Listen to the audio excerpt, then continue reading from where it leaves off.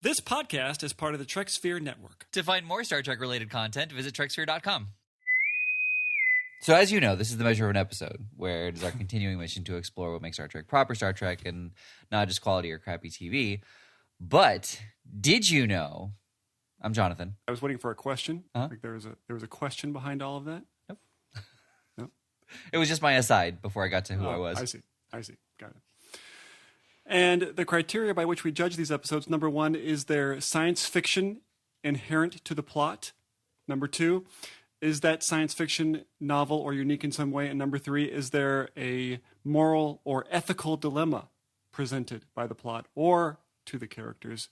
I'm Paul. And I'm Jonathan.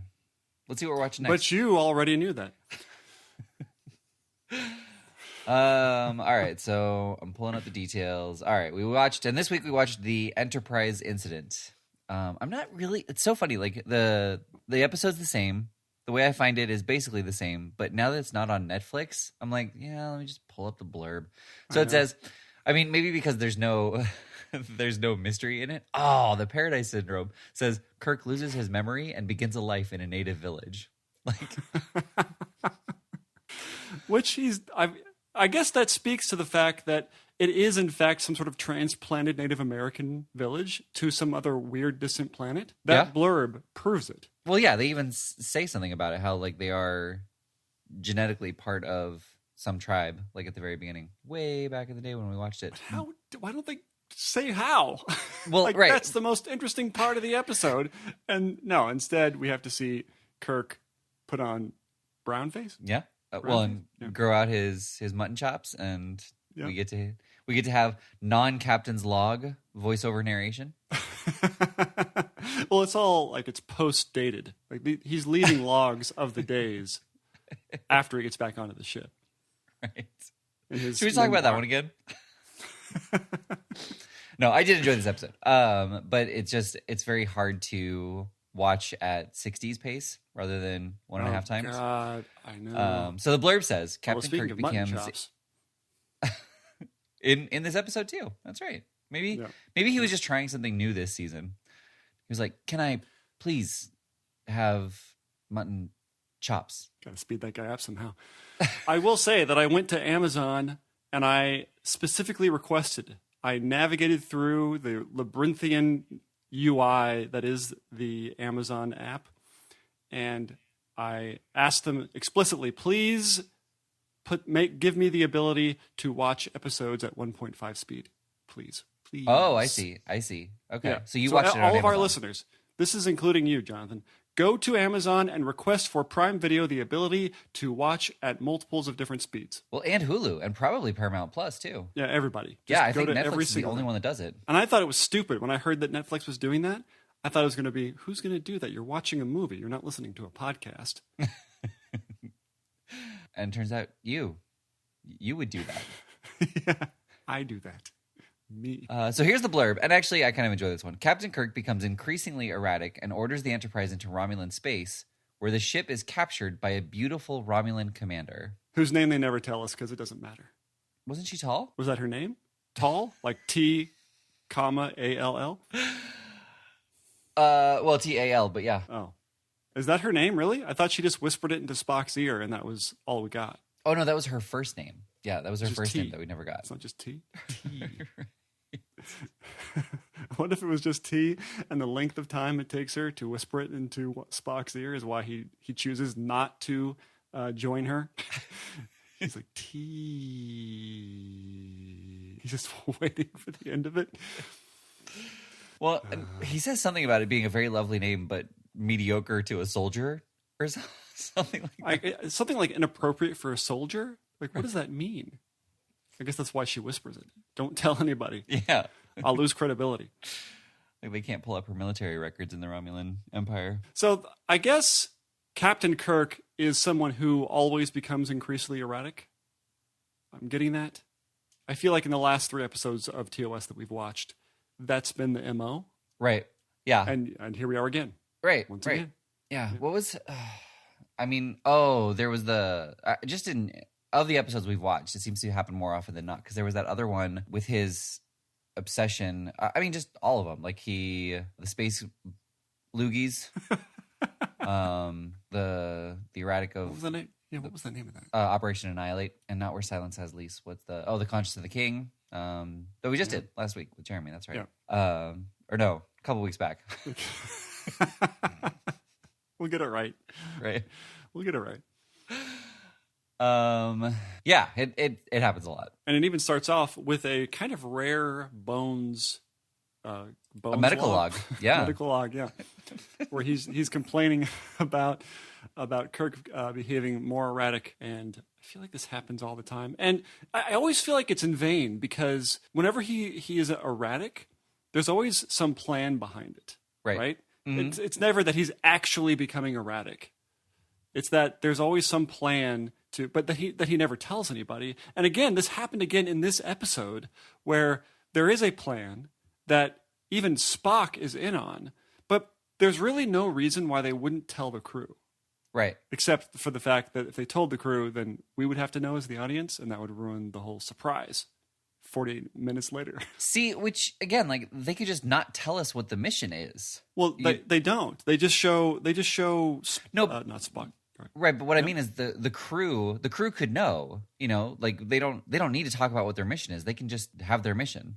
Like, don't even start with a captain's log. Just say we're heading straight into, or give them the coordinates and have them go straight into Romulan territory. No, you're right. That's actually, this kind of like the bones of this, not bones, but the structure of this episode actually felt like it must have been amazing in the day, because it was actually kind of an interesting idea. Mm-hmm. We're going to pretend like we have this crazy captain who is going to unilaterally lead himself into a place we're not supposed to go and put everybody at risk and then he gets caught, as you would expect that he would. And it seems like he's got this vendetta, although it's not entirely clear why Mad Kirk is doing what he's doing. Right. We sort of suspect that he has a plan, but he's not revealing it to anybody. And then Spock, upon being captured by the beautiful Romulan commander, Spock betrays, or ostensibly betrays, Kirk. And Kirk is very mad at him, and he says, "I'm going to kill you. I'm going to kill you." Well, and then the camera zooms in on it, and he goes, "I'll kill you."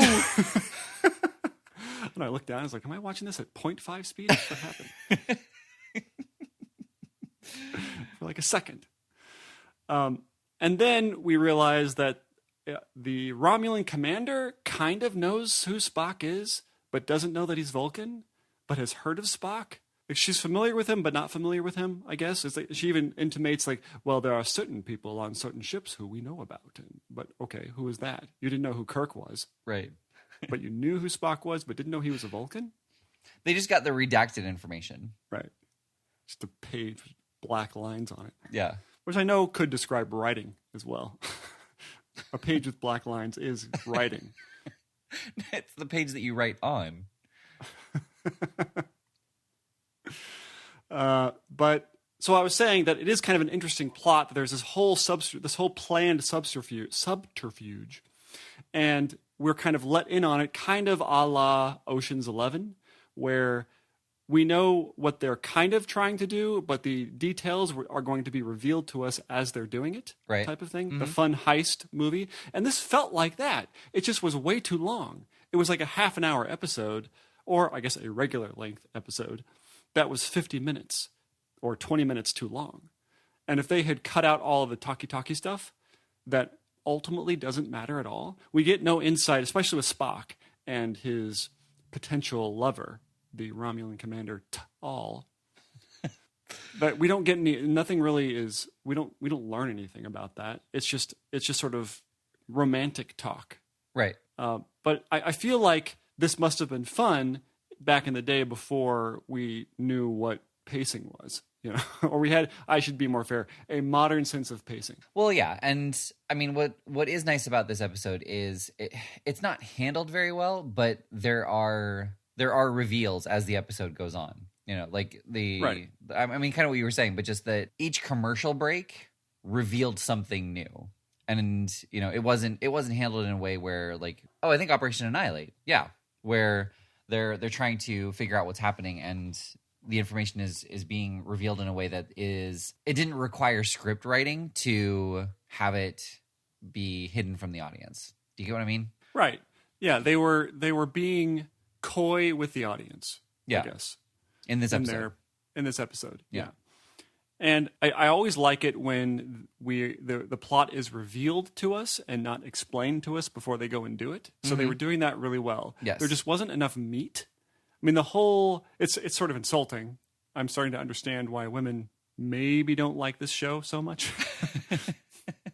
Because the female characters are always sort of femme fatales that ultimately fall for the male main characters and are kind of putty in their hands by the end of the episode. You know? And I can see why that could be infuriating. But there's really nothing interesting about her either, other than that she has a crush on Spock.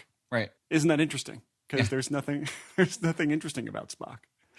Well, and what's interesting about that scene, having you say there's nothing interesting, what is interesting is Fontana, the writer of this episode. And Fontana is in this episode? So stupid. I don't know why I said that. I don't even know who that is. She's the Romulan emperor by night, but by day she's just a regular Vulcan child.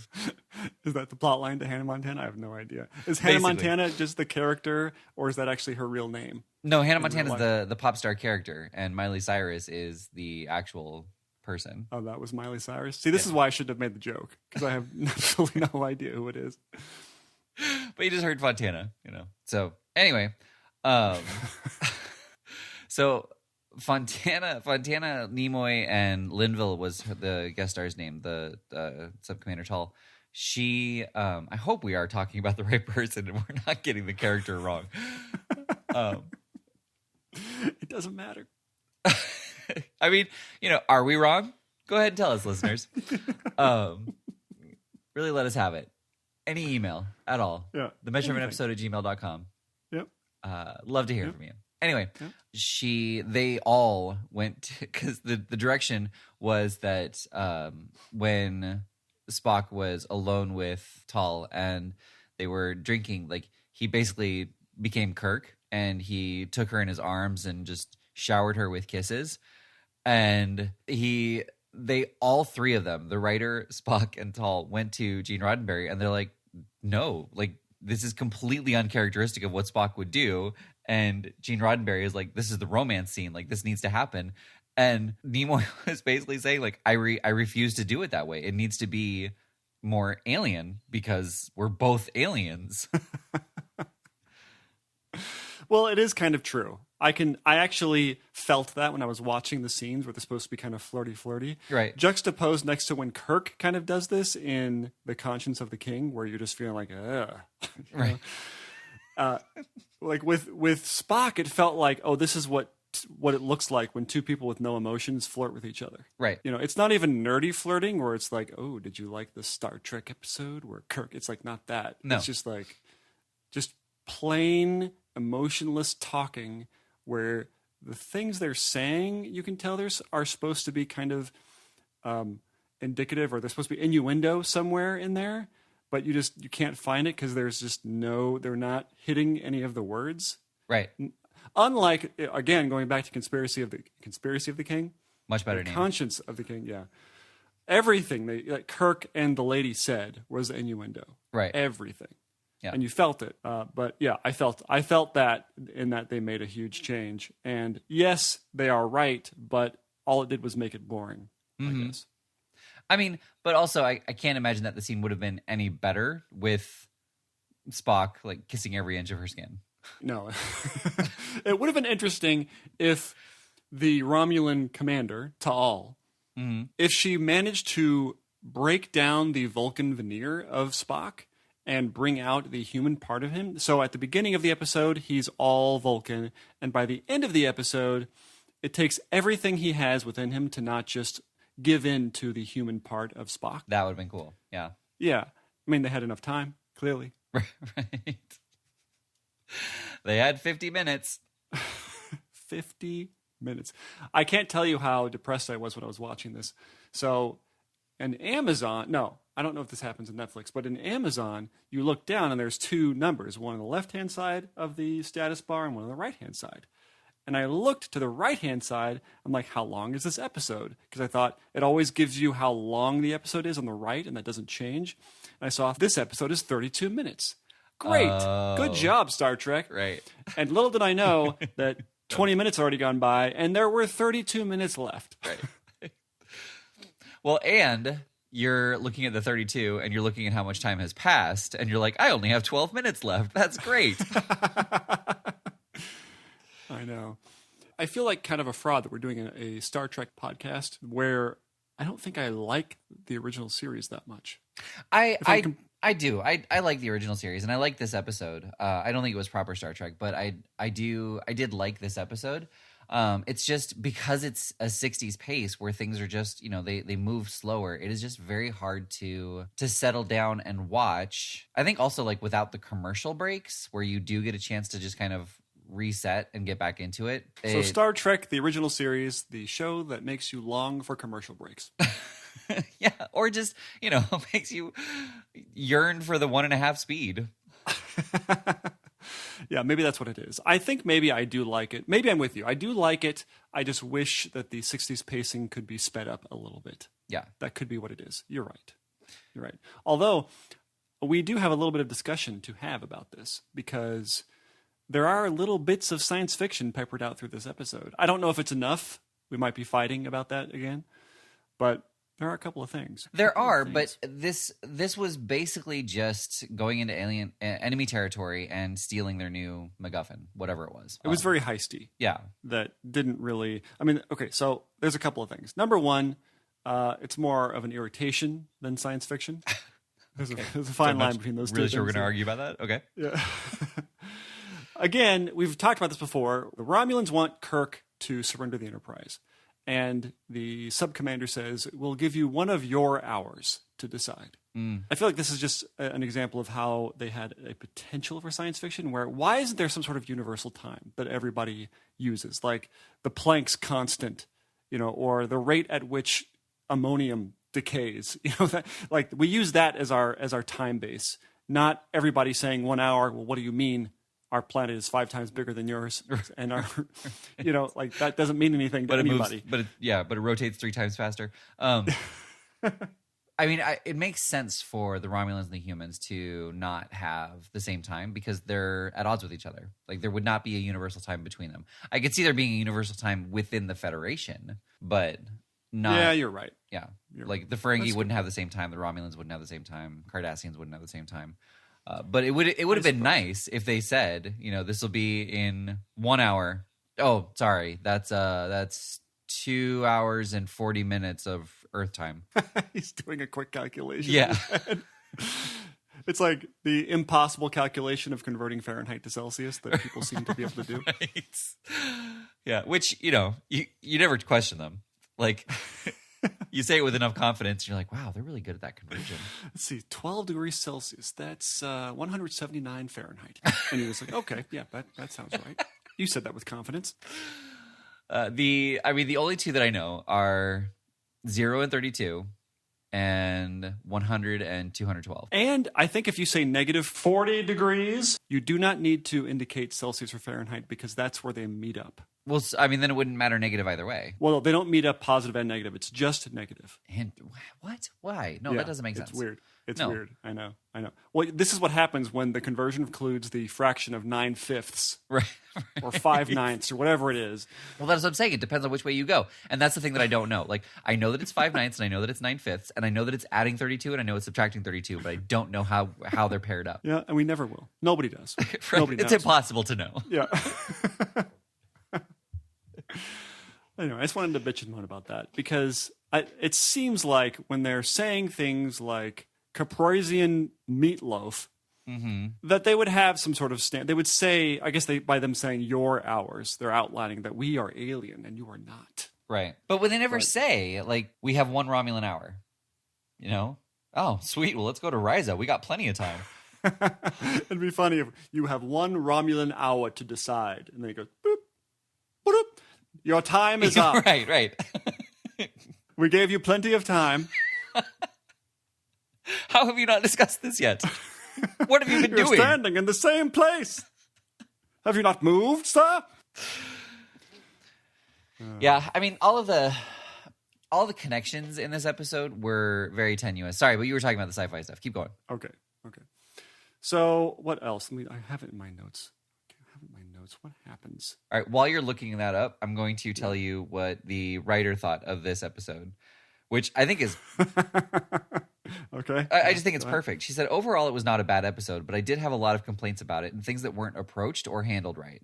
Let's face it, the romantic scene between the Romulan commander and Spock was totally out of context. Any Romulan worth her salt would have instantly suspected Spock because they are related races. That was wrong. Kirk's attitudes were wrong. A simple thing. The cloaking device was supposed to be a very small thing, about the size of a watch, for instance, and it could be easily hidden. Here's Kirk running around with this thing that looks like a lamp, highly visible. This is stupidity as well as illogical thinking. Visually, it was stupid. Conceptually, it was very bad. There were a lot of little things that were changed, but my biggest objection is the scene between Spock and the woman, because I really did not believe it. And I did not believe that the Romulan did not suspect Spock of something underhanded. She does know enough about Vulcan and Vulcans to know that something's afoot. Okay, well, speaking to that, when Kirk has stolen the cloaking device and beamed off the ship, Right. Which I was expecting there to go something wrong. Like, this is where the plan goes awry. Yeah. Right? But it doesn't. He Nope. steals it, he beams off, and that's the end of it. I was like, oh, well, that was easy. Right. Yeah. And then, so they realize realizes that the, what's it called? The cloaking device has been stolen. And Spock is like, I don't think you're going to find it on the ship. And she's like, I will find it. We will search the ship everywhere. Never once really entertaining the idea that maybe it had beamed off the ship. Right.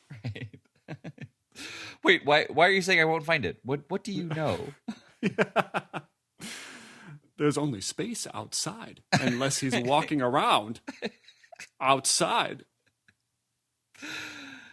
Yeah. Okay, so Yeah. Go ahead. Nope. Go ahead. Nope. I was just gonna keep going with the joke. It's dead. Go for it. No, sorry. Just like Kirk outside the ship. So the little bit, there's a couple of things. But one of the bigger things that I was like, ooh, my ears perked up. Two things. Number one is the Romulan ship that looks like a Klingon warbird. That was interesting to me. They never go into why. Nope. That's something that they have gone into on Next Gen, why they were doing this. Of course, it seems like, but wait, who has the cloaking first, Klingons or Romulans? Or do they have it independently of each other? They kind of have it independently of each other. Okay. So one doesn't steal it from the other, at least as far as we know. As far as we know, yeah. Because I thought, oh, well, maybe they stole a warbird. Warbird? A warbird? Oh my God, it's a warbird. Maybe they stole the warbird. Sure. And again, we come across the thing that you always astutely point out, which is it seems like even though that they are in a three-dimensional space, coming from three-dimensional places, or from places that aren't on just the same two-dimensional plane, so right. Everybody is kind of almost like they're cars sitting on the street. And it would have been cool to see some at sort of a 44-degree angle and one at a 125-degree angle, sort of facing up. Right. Well, yeah, like you say you're surrounded, and no, on a two-dimensional plane you're surrounded, but you have all this space above and below that you could go. Yeah, can't they go to warp vertically? I don't think so. Wouldn't that be cool? Yeah. That's something we've never seen before. Right? A directional nacelle. But I guess the other part of that, too, is how would you keep the nacelles locked into place and not just break off the moment they start, like, boosting the ship? Well, it's like you're a balloon that hasn't been tied that you let go. I'm thinking more like the nacelles are behind them to push them forward. And so what happens when the nacelles are still behind them but pointing upward? I don't know. I've always sort of wondered how warp works. I think when they're doing impulse, you're right, where it's actually as a force. But I think the way warp works is they're not actually moving. Right. They're warping space around them, so they could theoretically, there's no force acting on the ship itself other than slightly pushing it forward. I don't know. I mean, I guess nobody knows. It's a science fiction concept, not a real one. I mean, it is a real concept, but no one knows how it works. But I think that they could go to warp vertically. Maybe not. Maybe. I mean, I think the nacelles would have Listeners? the nacelles would have to point in that direction for them to move. But you're right. Like even the ship's design is to look sleek, but there's no atmosphere to push against. So it really could go in any direction. And, you wouldn't be like, well, what about the wind resistance against the disc? There is no wind resistance. Like, what are we talking about? We need to let's get back to what we know, which is medical advice. Right. Okay, but we were talking about the sci-fi stuff. You were talking about the sci-fi irritation of 1 hour. Oh, that I just liked the concept of the Klingon Klingon warship. Is it a warbird? What is it? Klingon bird of prey. Bird of prey. These birds and the Romulan warbird.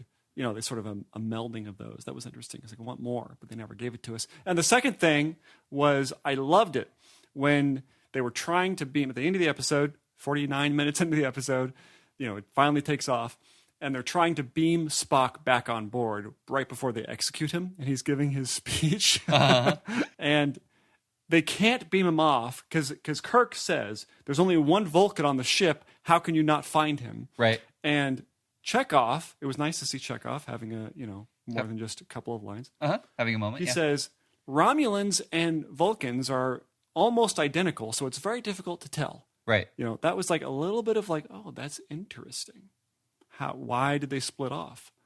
Why are Romulans hated by the Federation, or why do they hate the Federation? And why are Vulcans sort of fine? What's going on here? Well, Tull kind of said that at the beginning too. Like, we share the same ancestor. He is our genetic cousin or something like that. Yeah. We're distant brothers, I think she used. Yeah. Which should have tipped Spock off that maybe not worth pursuing. It's like we're brothers. Right. It's a very specific word. But yeah, I thought that was very interesting. I wanted to hear more about that, which I don't know if that counts because it's not an exploration; it's a question that does not get explored. Right. Which we've talked about before. Like, yes, yeah, and if it has to be some kind of exploration and not just thrown in a single sentence. If they had explored it, it would have counted on our criteria numbers 1 and 2. Mm-hmm. Mm-hmm. But if we were to take that forward a bit, if there had to be a ethical or moral dilemma, what would it have been? I feel like a couple of things. Well, yeah, for me, the one that sticks in my mind is Spock's honesty versus loyalty. Yes, that's true. Although we kind of learned that he was never betraying Kirk. Right. That this was all part of the plan. There's also the idea that he did say it has crossed my mind at a time to have my own ship, to join something that I am more compatible with. Mm-hmm. And the idea that maybe he was doing the thing that Data said he did in First Contact, the movie, where, I did consider it for 0.5 milliseconds or something. Right. That kind of thing where it's like, this does sound intriguing and appealing. The idea that he decided at some point that it wasn't worth betraying the Enterprise and the Federation to do that, I guess that's a moral dilemma, ethical dilemma. But we might be doing a little bit too much work for it. Right. But I also, I feel like, I want to say that the sci-fi is not required in the plot, but based on what you just said, I mean, it kind of is. Like, aside from having, like, they're blindly trying to find Spock, and they're using his genetic code to find him on the ship. I know. Is that how the transporters work? Yeah. I guess so. Yeah. Otherwise, it wouldn't matter. It is funny though. So Kirk is considered dead, and so they're surgically altering him, or it's just makeup. Mm-hmm. They never really say. But I like the idea that all of the grunts on the Romulan ship wear these kind of helmets. And they even, when they have to talk on the phone, they even put the receiver of the phone on the outside of the helmet. They're like space balls. But it was interesting because I don't know if it was the vanity of the show or the vanity of Shatner, but he beams aboard under disguise, right? He's supposed to be on the down low, and everybody's seen this guy, and he doesn't put a helmet on. And he kind of somehow magically pulls it off that he's just a grunt. But I wonder if they didn't give him a helmet because they thought, or because Shatner didn't want to wear it because he felt that it didn't look good, or that they felt like, well, on these tiny televisions, we're not going to be able to tell that it's actually Kirk. So we need to have the helmet off. Yeah. No, that's a really good question. And I don't. They have don't an answer. explain that, right? Yep. Yeah. And I would say that we have not seen Kirk covered up in any way like that. So it must be something about how Shatner's contract required him to always have his face seen in some way. I mean, I want to give him the benefit of the doubt that maybe it wasn't his call. They just felt, the producers felt, we need our main star for to be sure. entirely visible. Yeah. That Kirk, I mean, he seemed like he was enjoying being a Vulcan. Like, I know, he had a smirk the entire time. Yeah. Exactly. He was like a swagger. Yeah. I could get used to this. You're not the only one who gets to wear alien makeup, Leonard. I will say, as a departure from the original series villains, that the Lady Commander, Ta'al, she was very reasonable. Not He-Man, Austin Powers villainy that we're used to, but kind of just like, kind of a reasonable bad guy. Right. And you were trespassing. Yeah, and not 60s female femme fatale either. I mean, she did have basically a bathing suit on with a swim cover-up as her uniform, with like pretty revealing stuff for 60s television. But yeah, like her attitude, she seemed like fairly with it. There wasn't some male counterpart. Right. So it felt kind of grounded. It felt like very modern to me. Mm-hmm. It was a pleasant surprise. Yeah, no, I agree. But I don't think it qualifies as a proper Star Trek episode, if you ask me. Okay. I think I'm with you. Yeah. And like I said, I did enjoy it. Like, I thought it was it was a good heist episode. The part that I'm still confused by, though, is why Starfleet was stealing the cloaking technology. Was it just to reverse engineer it to understand how to be able to scan for it? Or was the original episode idea that we now had cloaking technology? Yeah, they make that unclear. And I'm guessing they don't. I mean, we saw the next episode. They never go into it. It's right. Not. All of these episodes are totally orphaned from each other. So I wonder if that ever comes back. It's hard to say. Right. I mean, it doesn't. I don't know if it's ever in the episodes, but the Starfleet made an agreement with the Klingons that that Starfleet would not use cloaking technology, and that was one of the reasons why Klingons joined with Starfleet. But right. I don't know. Obviously, there's almost a century between this episode and the Next Generation. I mean, I'm sure there's an answer out there. I'm sure there in one of the books or the manuals or something like that they talk about what they did with it. My guess is that they wanted to study it so they could figure out how to detect it. Right. That's my guess. If they made an agreement to say we're not going to do cloaking, we think that's bad form. Photon torpedoes, perfectly fine. But cloaking, that's a no-no. And so they wanted to be able to study it so they could protect themselves against it. Speaking of which, I know this has been brought up many, many times, so this isn't anything new, but it is very interesting that the war-loving Klingons, the battle-loving Klingons, the ones who feel stabbing someone in the back is without honor, have a way to sneak up undetected. And all Klingon ships have it. Right? Yeah. I would like to think, and I'm going to do a lot of work here, that perhaps the Klingons, the reason they are so militaristic and barbaric is because they were adjacent to some crazy, violent race that they had to protect themselves, that they could not beat.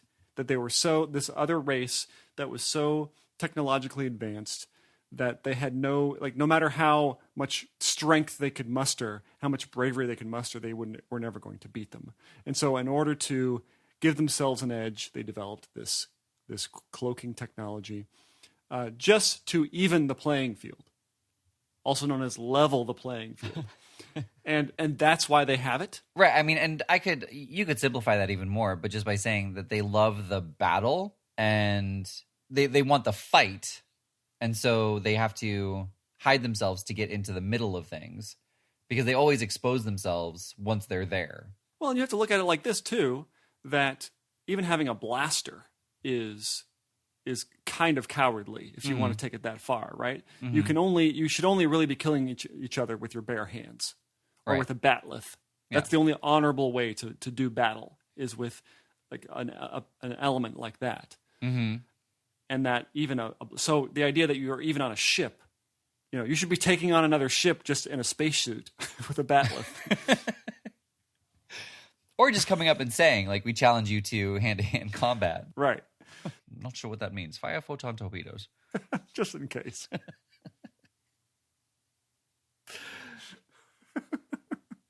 Yeah. It doesn't make a lot of sense. I mean, we've talked about this before. How does a race seemingly founded on barbarism make it into space? Yeah. And again, they did cover that roughly in Enterprise with like one throwaway sentence with the medical, which in the episode we talked about, you know, he says something like, "Do you think all Klingons are barbaric warriors?" Yes. I know. Not until you asked, or up until you asked, I did. Yeah.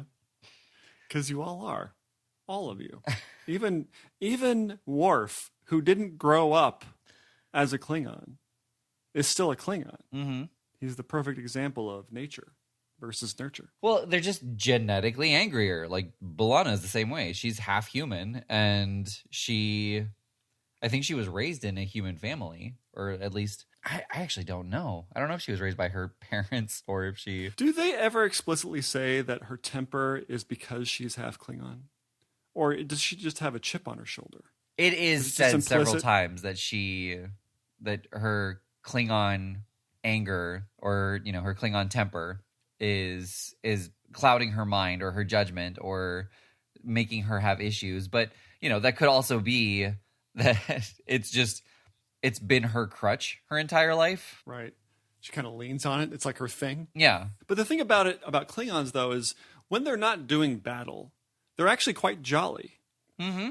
They're not angry people. Right. So the fact that everything sets B'Elanna off, I don't know if you can attribute that to her being half Klingon. Right. I mean, if anything, she would be a party animal. Yeah.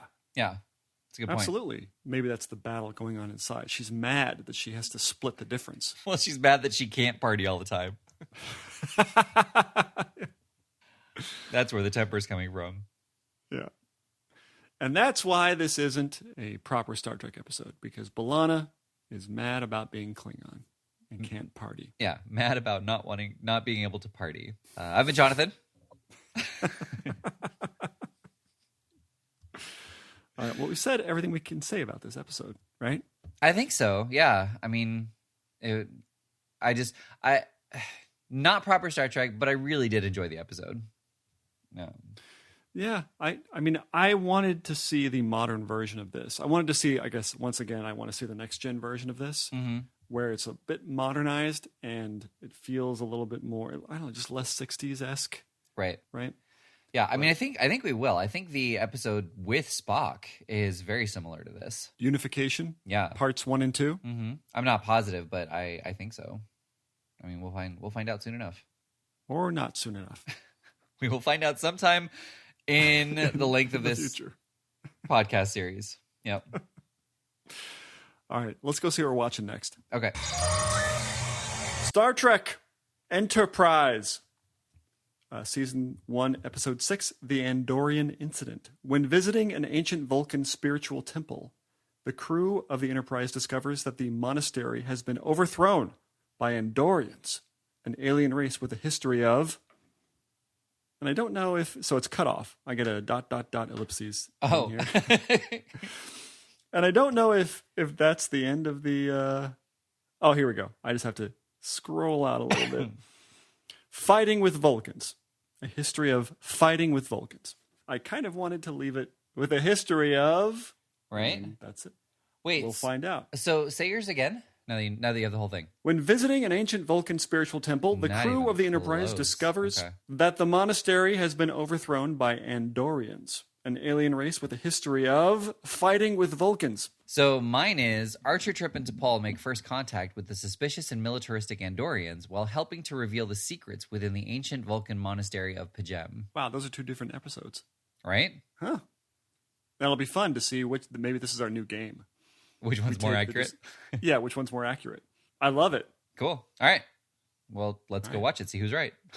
Okay, Ivan Paul. I've been Jonathan. And this has been The Measure of an Episode. But you already knew that. Oh, you're supposed to do it in the voice of the oncoming captain. I don't have one for funny part Archer.